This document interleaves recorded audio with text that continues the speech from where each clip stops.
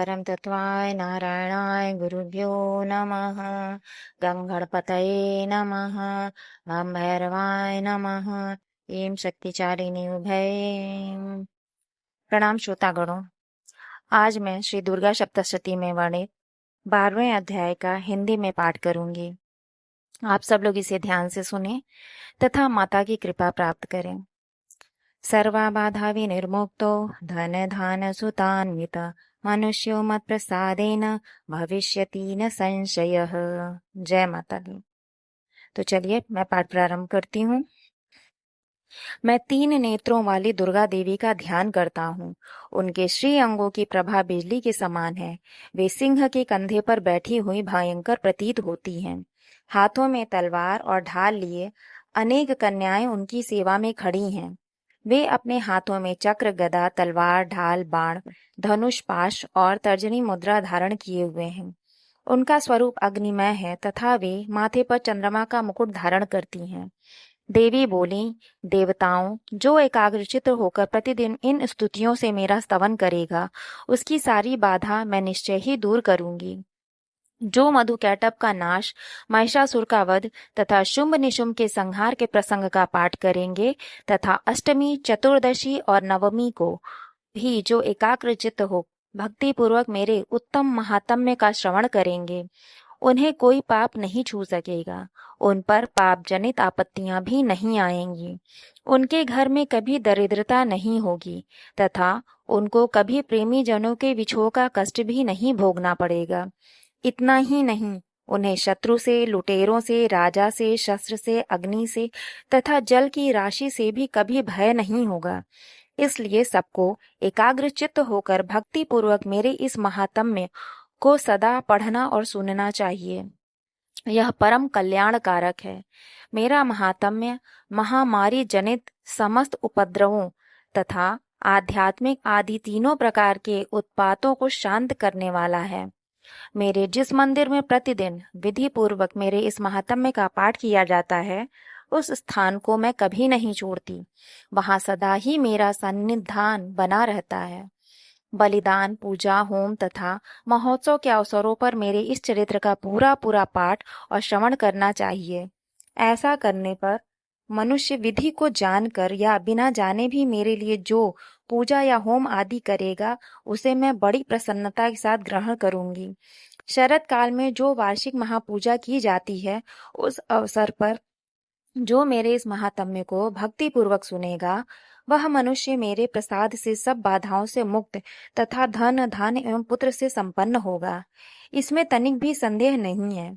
मेरे इस महात्म्य में मेरे प्रादुर्भाव की सुंदर कथाएं तथा युद्ध में किए हुए मेरे पराक्रम सुनने से मनुष्य निर्भय हो जाता है। मेरे महात्म्य का श्रवण करने वाले पुरुषों के शत्रु नष्ट हो जाते हैं। उन्हें कल्याण की प्राप्ति होती तथा उनका कुल आनंदित रहता है। सर्वत्र शांति कर्म में बुरे स्वप्न में दिखाई देने पर तथा ग्रह जनित भयंकर पीड़ा उपस्थित होने पर मेरा महात्म्य श्रवण करना चाहिए। इससे सब विघ्न तथा भयंकर ग्रह पीड़ाएं शांत हो जाती हैं और मनुष्यों द्वारा देखा हुआ दुस्वप्न शुभ स्वप्न में परिवर्तित हो जाता है। बाल ग्रहों से आक्रांत हुए बालकों के लिए यह महात्म्य शांतिकारक है तथा मनुष्यों के संगठन में फूट होने पर यह अच्छी प्रकार मित्रता कराने वाला होता है। यह महात्म्य समस्त दुराचारियों के बल का नाश करने वाला है। इसके पाठ मात्र से राक्षसों, भूतों और पिशाचों का नाश हो जाता है। मेरा यह सब महात्म्य मेरे सामीप्य की प्राप्ति करने वाला है। पशु, पुष्प, अर्घ्य, धूप, दीप, गंध आदि उत्तम सामग्रियों द्वारा पूजन करने से, ब्राह्मणों को भोजन कराने से, होम करने से, प्रतिदिन अभिषेक करने से, नाना प्रकार के अन्य भोगों का अर्पण करने से तथा दान देने आदि से 1 वर्ष तक जो मेरी आराधना की जाती है और उससे मुझे जितनी प्रसन्नता होती है, उतनी प्रसन्नता मेरे इस उत्तम चरित्र का एक बार श्रवण करने मात्र से हो जाती है। यह महात्म्य श्रवण करने पर पापों को हर लेता और आरोग्य प्रदान करता है। मेरे प्रादुर्भाव का कीर्तन समस्त भूतों से रक्षा करता है तथा मेरा युद्ध विषयक चरित्र दुष्ट दैत्यों का संहार करने वाला है। इसके श्रवण करने पर मनुष्यों को शत्रु का भय नहीं रहता।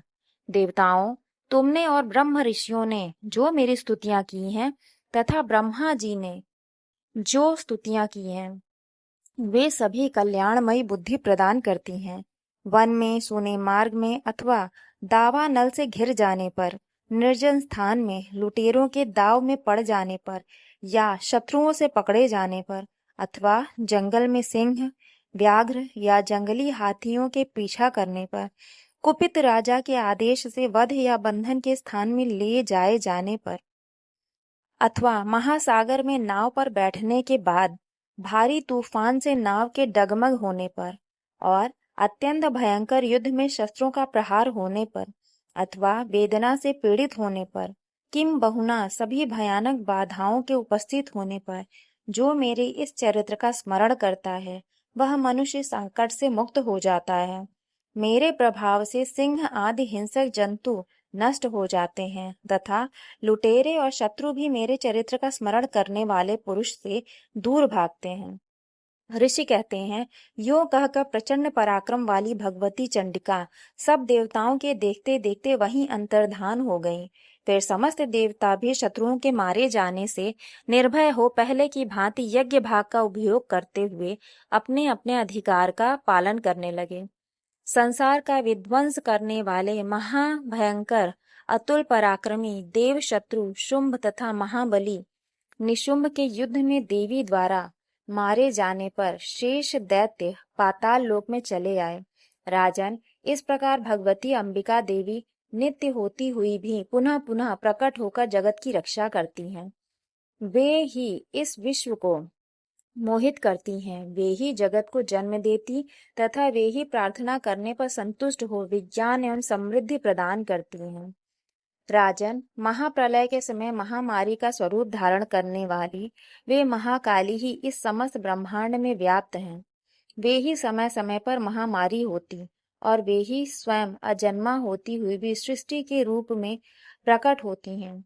वे सनातनी देवी ही समयानुसार संपूर्ण भूतों की रक्षा करती हैं। मनुष्यों के अभ्युदय के समय वे ही घर में लक्ष्मी के रूप में स्थित हो उन्नति प्रदान करती हैं और वे ही अभाव के समय दरिद्रता बनकर विनाश का कारण होती हैं। पुष्प, धूप और गंध आदि से पूजन करके उनकी स्तुति करने पर वे धन, पुत्र, धार्मिक बुद्धि तथा उत्तम गति प्रदान करती हैं। तो श्रोतागणों, इस प्रकार 12वां अध्याय पूरा हुआ। माता रानी आप सब पर अपनी कृपा बनाए रखें। तो हम सब मिलते हैं अगले अध्याय में। आज के लिए सिर्फ इतना ही। धन्यवाद।